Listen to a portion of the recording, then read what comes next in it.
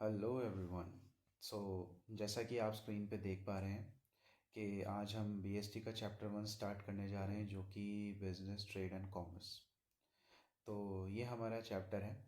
And chapter start करने से पहले बेटा आप सबसे मैं एक रिक्वेस्ट करना चाहूँगा कि जो भी हमारे चैनल पे पहली बार आए हैं वो हमारे वीडियो को लाइक शेयर और चैनल को प्लीज़ सब्सक्राइब करना ना भूलें। तो चले फ्रेंड्स, हम अपने चैप्टर को स्टार्ट करते हैं। तो बेसिकली इस चैप्टर को स्टार्ट करने से पहले थोड़ा सा मैं इस चैप्टर का ओवरव्यू आपको देना चाहूँगा। बेसिकली जैसा कि आप चैप्टर का नाम देख पा रहे हैं कि business trade and commerce. So basically इसके अंदर बिजनेस से रिलेटेड जो भी आपकी एक्टिविटीज़ होती हैं regarding purchase and sales of goods, regarding purchase and sales of goods, तो उसके अंदर जितनी भी जो एक्टिविटीज़ होती हैं उसके रिगार्डिंग हम उसके जितने भी जो एस्पेक्ट्स होते हैं वो इस पूरे चैप्टर के अंदर कवर करने वाले हैं। तो जैसा कि आप देख पा रहे हैं कि यहाँ पे we indulge in multifarious activities in our daily life. Hence, before understanding what business, let understand type of activity. Business को समझने से पहले हम business के अंदर जो activities आती हैं उनके बारे में थोड़ा सा जानेंगे। तो यहाँ पे business activities को दो कैटेगरीज में क्लासिफाइड किया गया है। फर्स्ट है आपकी इकोनॉमिक एक्टिविटीज़ और सेकंड है आपकी non economic activities. So economic activities are those activities that are carried out with the goal of earning money and livelihood. मतलब वो एक्टिविटीज़ जो कि की जाती है फॉर द पर्पस और गोल of earning money and livelihood. मतलब वो एक्टिविटीज़ जो कि पैसा कमाने के लिए की जाती है वो क्या कहलाती हैं आपके इकोनॉमिक एक्टिविटी। जैसे मान लीजिए कि एक वर्कर जो है वो फैक्ट्री में काम कर रहा है अपनी लाइवलीहुड को अर्न करने के लिए, और एक टीचर जो है वो स्कूल में काम कर रहा है अपनी इनकम को अर्न करने के लिए। तो basically it is a economic activity. अब यहाँ पे इकोनॉमिक एक्टिविटीज़ को भी जो है वो तीन पार्ट्स में डिवाइड किया गया है, नेमली बिजनेस, प्रोफेशन एंड एम्प्लॉयमेंट। तो इन तीनों का मतलब हम बहुत ज़्यादा डेप्थ में समझेंगे आगे चैप्टर के अंदर। उससे पहले हम नॉन इकोनॉमिक एक्टिविटीज़ के बारे में जानेंगे। बेसिकली नॉन इकोनॉमिक एक्टिविटीज़ जो होती हैं वो एक्टिविटीज़ होती है जो कि परफॉर्म की जाती है out of love, affection and sympathy without the aim of earning profit. तो यहाँ पे प्रॉफिट अर्न करना जो है वो आपका मेन पर्पस नहीं होता। ये बेसिकली की जाती है out of love, affection and sympathy. जैसे मान लीजिए कि आप कोई सोशल वर्क कर रहे हैं या सोशल सर्विस, कोई समाज सेवा कर रहे हैं या किसी तरीके की आप जो है वो रिलीजियस एक्टिविटी में इन्वॉल्व हैं, तो वो क्या कहलाएगी आपके नॉन इकोनॉमिक एक्टिविटी। तो बेटा यहाँ पे अब सबसे पहले हम जो है वो बिज़नेस का मीनिंग समझने जा रहे हैं। जैसा कि हमने देखा था कि इकोनॉमिक एक्टिविटीज़ को यहाँ पे तीन पार्ट्स में डिवाइड किया गया है, नेमली बिजनेस, प्रोफेशन एंड एम्प्लॉयमेंट। तो सबसे पहले एक्टिविटी जो है हमारी वो है क्या? बिजनेस।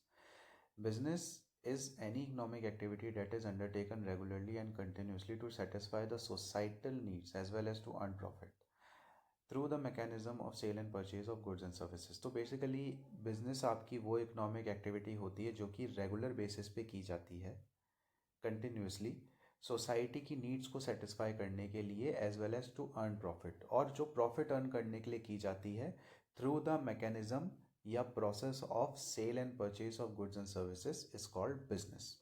तो बेसिकली वो एक्टिविटी जहाँ पे हम प्रॉफिट अर्न करते हैं through the process of sale and purchase of goods and services is called business. अब यहाँ पे बिजनेस के हमें कुछ कैरेक्टरिस्टिक्स दे रखे हैं। सबसे पहला कैरेक्टरिस्टिक कि बिजनेस क्या है? एक इकोनॉमिक एक्टिविटी है। बिजनेस एक इकोनॉमिक एक्टिविटी क्यों है? क्योंकि ये हम इसलिए करते हैं ताकि हम मनी अर्न कर सकें, इनकम अर्न कर सकें। तो अभी हमने पीछे क्या पढ़ा था कि वो एक्टिविटी जो कि इनकम अर्न करने के लिए की जाती है, पैसा अर्न करने के लिए की जाती है, वो क्या कहलाती हैं? आपके इकोनॉमिक एक्टिविटी। और वही एक्टिविटी हमारे जो है वो बिजनेस है, क्योंकि वो भी हम पैसा अर्न करने के लिए कर रहे हैं। तो basically it is an economic activity. दूसरा सेल और exchange of goods and services for creating value. तो यहाँ पे बेसिकली हम क्या कर रहे हैं? In business there should be a transfer और exchange of goods and services और वैल्यू। बेसिकली यहाँ पे बिजनेस में हम क्या कर रहे हैं? सेल और एक्सचेंज कर रहे हैं किसका? गुड्स एंड सर्विसेज का, पैसों के बदले, for creating value. Production of goods for the purpose of personal consumption is not termed as business. तो यहाँ पे एक चीज़ हमें समझना है कि अगर मान लीजिए कि अगर हम प्रोडक्शन कर रहे हैं गुड्स का, उसको बेचने के लिए ताकि हम उससे पैसा कमा सकें, तब तो वो आपके बिजनेस में आएगा, तब तो वो एक आपकी इकोनॉमिक एक्टिविटी होगी। लेकिन वहीं अगर प्रोडक्शन हम कर रहे हैं अपने पर्सनल कंजम्पशन के लिए, खुद के कंजम्पशन के लिए, खुद के पर्सनल यूज़ के लिए, तो वो बिज़नेस नहीं कहलाएगा, क्योंकि उससे हम कोई मनी अर्न नहीं कर रहे और वो कोई इकोनॉमिक एक्टिविटी नहीं है। उसके बाद आता है आपका third point, regularity in dealings. To constitute a business there should be a dealings in goods and services on regular intervals. Basically business जो है वो आपको कंडक्ट करना होता है रेगुलर बेसिस पे, रेगुलर इंटरवल्स पे। मतलब ये नहीं कि साल में केवल आपने 2-3 महीने बिजनेस करा और पूरे साल भर का काम हो गया, नहीं, पूरे साल भर आपको काम करना पड़ेगा।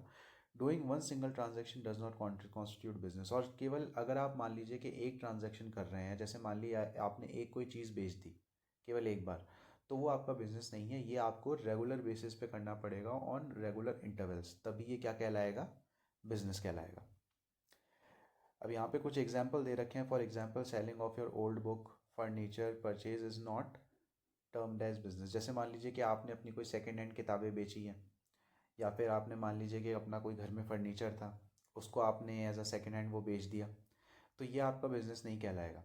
हाँ, अगर मान लीजिए कि आपका जैसे बिजनेस है सेकेंड हैंड गाड़ियों का, कि भाई आप गाड़ियाँ सेकेंड हैंड जो है वो लेते हैं और फिर आप उनको आगे जो है वो सेल करते हैं, तो ये आपका बिजनेस कहला सकता है, क्योंकि यहाँ पे आप अपने पर्सनल कंजम्पशन के लिए उस चीज़ को नहीं कर रहे। यहाँ पे आप क्या कर रहे हैं, रेगुलर बेसिस पे इन्वॉल्व हो रहे हैं purchase of sales of second hand goods, जिससे कि आप इनकम अर्न कर सकें।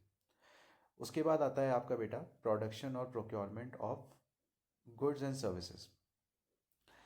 In every business enterprise in every business enterprise, before the consumption production take place.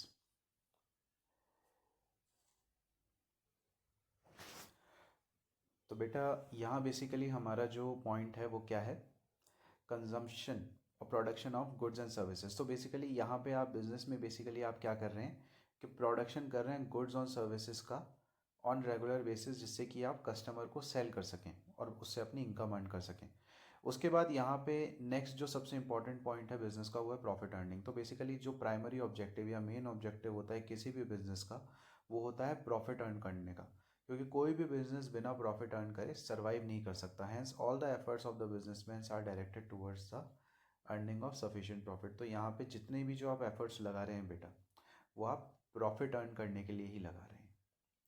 उसके बाद नेक्स्ट पॉइंट आपका आता है uncertainty of returns. It is not certain how much profit business is going to earn, as there is a possibility of losses as well as because of the changing environment. तो यहाँ पे देखो, कोई भी business हो, किसी भी तरीके का बिजनेस हो, हर बिजनेस में आप इस चीज़ को लेके श्योर या सर्टेन नहीं हो सकते कि वो जो है वो प्रॉफिट में ही जाएगा। हो सकता है कि आपको बिजनेस में लॉस भी हो जाए। तो इस पूरे फिनोमेना को हम क्या बोलते हैं, अनसर्टेनिटी ऑफ रिटर्न। मतलब कि आपने बिजनेस में पैसा लगाया तो ज़रूरी नहीं है कि आपको प्रॉफिटेबल रिटर्न उस बिज़नेस पे मिले। तो हर बिज़नेस को इस तरीके की सिचुएशन जो है वो फेस करनी पड़ सकती है कि जिसमें मान लीजिए कभी आपको लॉस हो रहा है या कभी आपको प्रॉफिट हो रहा है।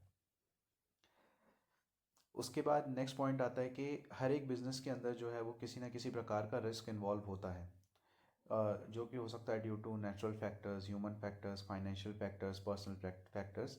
बेसिकली कोई भी बिज़नेस जब हम स्टार्ट करते हैं बेटा, तो उसके अंदर किसी ना किसी प्रकार के रिस्क ज़रूर होते हैं।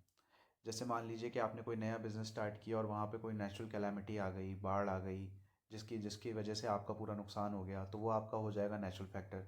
ह्यूमन फैक्टर, जैसे मान लीजिए कि किसी ने आपके बिज़नेस में कोई थेफ्ट कर लिया, या किसी ने कुछ इंटेंशनली आपके बिज़नेस में जो है वो कुछ लॉस कर दिया, तो वो आपका ह्यूमन फैक्टर हो सकता है। फाइनेंशियल फैक्टर, आपके पास इनफ पैसा नहीं था बिजनेस में लगाने के लिए, तो वो फाइनेंशियल फैक्टर हो जाएगा। या और कोई पर्सनल फैक्टर्स, मान लीजिए कि आप अनसाउंड माइंड के हो गए, तो ये सारा आपका बिजनेस रिस्क के अंदर काउंट होता है।